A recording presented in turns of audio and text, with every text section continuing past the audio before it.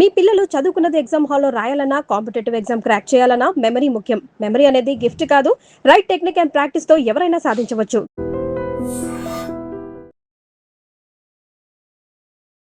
నమస్కారం, welcome to I dream. ధర్మ మార్గం విత్ విజిత కార్యక్రమానికి స్వాగతం.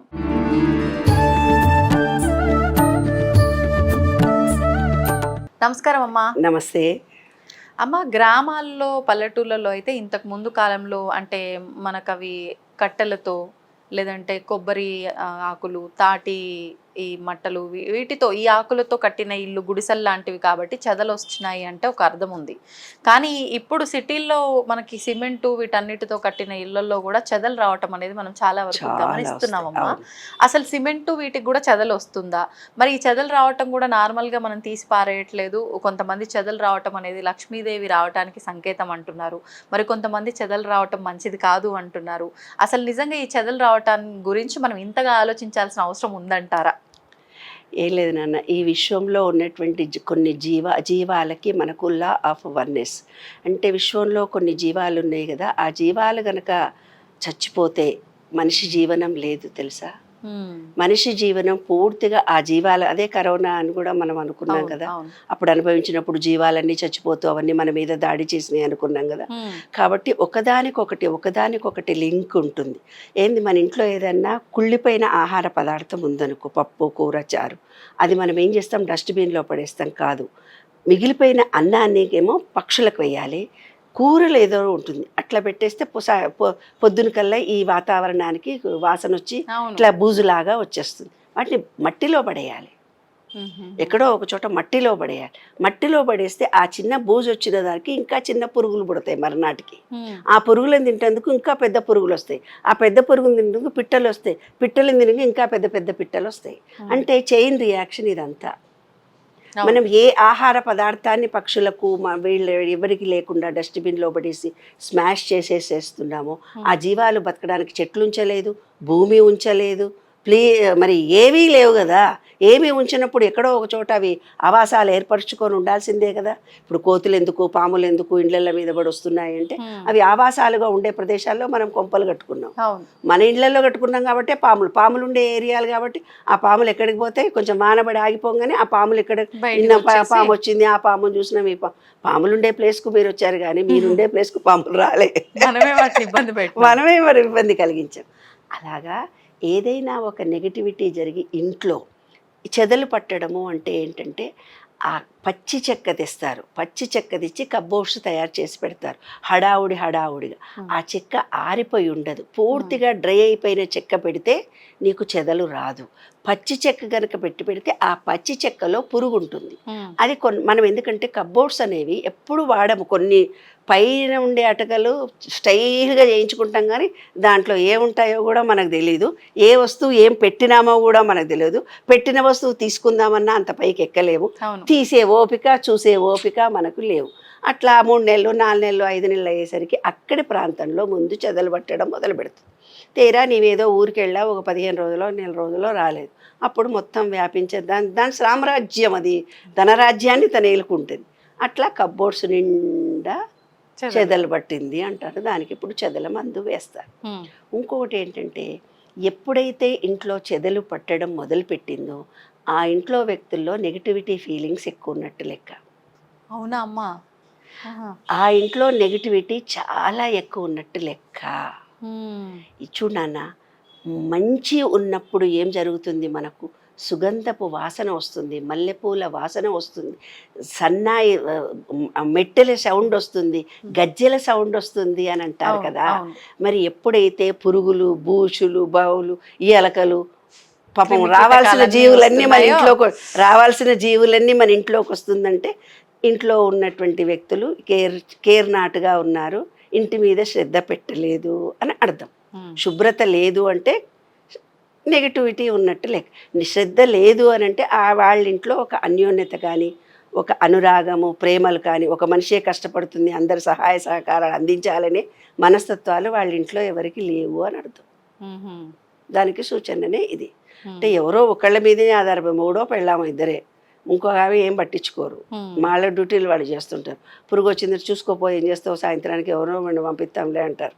అంటే శ్రద్ధ పెట్టడం లేదు ఇంట్లో ఉన్న వ్యక్తులందరూ. ఎప్పటి కాలంలో పాపం మా కాలంలో అయితే ముసలోళ్ళో ముడుగోళ్ళో పని లేని వాళ్ళు ఉంటుండే. అయ్యో ఈ కబ్బోర్డు ఆ కబ్బోర్డు తోచనప్పుడల్లా తీసి దీన్ని అక్కడ పెట్టేవాళ్ళు, దాన్ని ఇక్కడ పెట్టేవాళ్ళు. ఇప్పుడు భార్యాభర్తలు ఇద్దరే ఉంటారు. వాళ్ళు పొద్దున ఆఫీస్కి వెళ్ళి సాయంత్రం వచ్చి అలసిపోయి వచ్చి ఏ డబ్బాలో ఏముందో, ఏమి ఈ డబ్బాలో నేను పెట్టినంటే ఆయన ఇంకో డబ్బాలో పోసింటాడు, చక్కెర కనపడదు మనకి. కాబట్టి ఇప్పుడు ఉన్నటువంటి కాలమాన పరిస్థితులను అనుసరించి ప్రతిదాన్ని టచ్ చేసే అవకాశాలు లేకపోవడము, ఇంట్లో నెగిటివిటీ ఎక్కువ ఉండడము, అవగాహన రాహిత్యం ఉన్నప్పుడు ఇలాంటి బ్యాడ్ మనకు కనిపిస్తుంది. కాబట్టి శుభ్రపరుచుకొని పాజిటివ్ ఎనర్జీని పెంచుకోవడానికి ఇంకొక చిన్న టెక్నిక్ చెప్పాను నేను. ఏంది, ప్లాస్టిక్ బౌల్స్లో కానీ గాజు సీసాలో కానీ దొడ్డు ఉప్పు అని ఉంటుంది, ఉప్పు రా సాల్ట్ 4 వైపులో పెట్టుకోవాలి ఇంట్లో. ఏ పురుగులు కూడా మన ఇంట్లోకి రా. ఎప్పుడైనా ఆ ఉప్పు నల్లబడిందంటే మీ ఇంట్లో నెగిటివిటీ ఉన్నట్టే లెక్క. ఇంకా పాజిటివ్ ఎనర్జీ రావాలంటే బాత్రూమ్లలో ముండ్ల చెట్లు ఉంటాయి. మీ ఇంట్లోనే అటాచ్డ్ బాత్రూమ్లు, ఓడిపోతాడో నీళ్లు పోయకుండా వస్తాడు, మళ్ళీ ఎవడో మనం చూడాలి, ఏంద్రా వాసన వస్తుంది, పోసిన పడలేదు అని అంటాడు కానీ బద్దకస్తుడు వాడు. నీళ్ళు పోసి వచ్చినా అంటాడు కానీ వాడు పోయాడు, మర్చిపోయి వచ్చింటాడు, ఆబ్సెంట్ మైండ్ పాప. కానీ వాసన వస్తుంటుంది కంపు ఇల్లంతా. ఆ ఉప్పు కనుక పెడితే ఆ నెగిటివిటీ, ఆ బ్యాడ్ స్మెల్ని తీసేస్తుంది. ఇంకొకటి ఏంటంటే రా చెట్లు, ముండ్ల చెట్లను కనుక బాత్రూంలో పెడితే ఆ బ్యాడును అవి స్వీకరించి అవి మంచిగా పెరుగుతాయి. మన ఇంట్లో మొత్తం నెగిటివిటీ రాదు. గ్రీనరీ ముండ్ల చెట్లనేమో బాత్రూంలో పెంచుకోవాలి పాట్లో. ఇంట్లో 4 వైపులా 4 చెట్లను ఏవో ఒక చెట్టును పెట్టాలి. మీ ఇంట్లో నెగిటివిటీ ఫీలింగ్ అంతా, నెగిటివిటీ ఏది లేకుండా పాజిటివ్ ఎనర్జీ నిరంతరం వస్తుంది. 4 గోడల మధ్య ఉప్పు పెట్టడము, 4 వైపుల్లో ఒక 4 చెట్లు పెట్టుకోవడము పాజిటివ్ ఎనర్జీని ఇంక్రీజ్ చేసుకుంటుంది. మన మనసు అరోమా థెరపీకి అందుకే ఒక తులసి మొక్క పెంచండి రా బాబు అన్నారు. కాబట్టి ఓ తులసి మొక్కనో ఏ మొక్కనో మనీ ప్లాంటో ఏదో ఒకటి చక్కటిగా పెట్టుకుంటే చూడగానే గ్రీనరీ వస్తే కృతజ్ఞత ప్రేమ పెరుగుతుంది. కృతజ్ఞత అంటే హార్ట్ చక్ర ఎప్పుడైతే ఓపెన్ అవుతుందో ప్రేమ కృతజ్ఞత ఉండి ఈ చెదలు రావు, ఇంకోటి రాదు. అది రహస్యం. ఇప్పుడు తులసి చెట్టు అన్నారు, ఇంట్లో కూడా తులసి చెట్టు పెట్టుకోవచ్చా అమ్మ? ఇంటి బయటే పెట్టాలా? ఇంటి బయట పెడితే సూర్యరశ్మి కిరణాలు గనక బాగా తగిలితే తులసి చెట్టు అభివృద్ధి చెంది మంచిగా వస్తుంది. కానీ కొందరి ఇళ్లల్లో వాళ్ళు వేసే మట్టి వల్ల, అక్కడ ఉండే ఎనర్జీ లెవెల్స్ వల్ల కొందరి ఇళ్లలో తులసి చెట్టే రాదు నాన్న, ఎదగదు నాన్న. ఎదగకుండా ఉంది అంటే ఆ ఇంట్లో నెగిటివిటీ ఎక్కువ ఉన్నట్టు లెక్క. ఇంకొకటి ఏంటంటే ఈ తులసి చెట్టు అనేది కానీ కొన్ని రకాలైన చెట్లు ఏవైతే ఉన్నాయో, మనము టాయిలెట్కి వెళ్ళొచ్చి ముట్టుకున్నా, లేదంటే పీరియడ్స్తో ముట్టుకున్నా, ఎవరైనా బయట తిరిగి వచ్చి నెగటివ్ ఎనర్జీతో ముట్టుకున్నా, మనం తగిలినా అవి వాడిపోవడం కానీ చచ్చిపోవడం కానీ జరుగుతాయి. ఎందుకంటే ఎనర్జీ లెవెల్స్ ఎక్కువ ఉన్న మొక్కలు కదా అవి, ఈ నెగటివిటీని చూడగానే అవి చచ్చిపోతాయి అన్నమాట. కాబట్టి తులసిని ఇంట్లో పెట్టుకోవచ్చు, బయట పెట్టుకోవచ్చు. అంటే కిటికీ ఉందనుకో, ఓపెన్ చేసుకొని సూర్యరశ్మి కిరణాలు తగిలితే లోపల కూడా పెట్టుకోవచ్చు. కాబట్టి లోపల పెట్టుకునే ఇండోర్ ప్లాంట్స్ చాలా ఉన్నాయి, అందరి ఇంట్లో కూడా పెట్టుకుంటాం. ఎందుకంటే మా పక్కది ఇంకో గోడ వేరే వాళ్ళది కదా, మనది కాదు కదా. ఆ గోడ పక్కన వేరే వాళ్ళది కదా, ఈ గొడవపల్లి గోడనే మనది కదా. కాబట్టి మనకున్న దాంట్లోనే మనం బ్రతకాలి. ఎంత కాళ్ళు చెప్పుకోవాలనో అంతే చెప్పుకోవాలని శాస్త్రమే ఉంది కదా. కాబట్టి ఉన్న చోట గ్రీనరీని మనం రోజు చూడాలి, ఇంట్లో అన్యోన్యత ఉండాలి, పిల్లలలో ప్రేమ కృతజ్ఞత భావం పెరగాలంటే గ్రీనరీ కంపల్సరీ ఉండాలి. గ్రీనరీని చూస్తేనే ప్రేమ కృతజ్ఞత వచ్చి హార్ట్ చక్ర ఓపెన్ అవుతుంది, నెగటివిటీ మన ఇంట్లో కూడా రాదు. ప్రేమ కావాలనుకుంటే ఏం చేయాలి? ఇప్పటి నుంచి 4 మొక్కలు ఇంట్లో పెట్టుకోండి. బ్యాడ్ స్మెల్ ఇంట్లోకి రావద్దంటే బాత్రూంలో ముండ్ల చెట్లు పెంచండి. నెగటివిటీ వైరస్ ఏమీ రాకుండా ఉండాలంటే ప్లాస్టిక్ దాంట్లో కానీ గాజు దాంట్లో కానీ ఉప్పు వేసి 4 వైపులా పెట్టుకోండి. ప్రతి అమావాస్య మరునాడు తీసేయాలి. అమావాస్య వరకు ఉంచి అమావాస్య మరునాడు అన్నీ తీసి పడేసి కడిగి మళ్ళీ కొత్త ఉప్పు పెట్టాలి. ప్రతి అమావాస్య వరకు ఉంచాలి. ఓకే, అది రహస్యం. ధన్యవాదాలమ్మా. తవ్వుతూనే శివలింగం సరే దాన్ని అట్లా కప్పేసేయండి, చూపించదండి. Krishna is there. మూర్తి పూజ కాదు, సాక్షాత్ బ్రజేంద్ర నందన భగవాన్ ఉన్నారు మూర్తిలో. ఏమీ ఆశించకుండా ఆరాధించే వాళ్ళు కూడా ఉన్నారా ప్రభుజీ? నిజమైన భక్తి అంటే మనకు తెలియదు కాబట్టి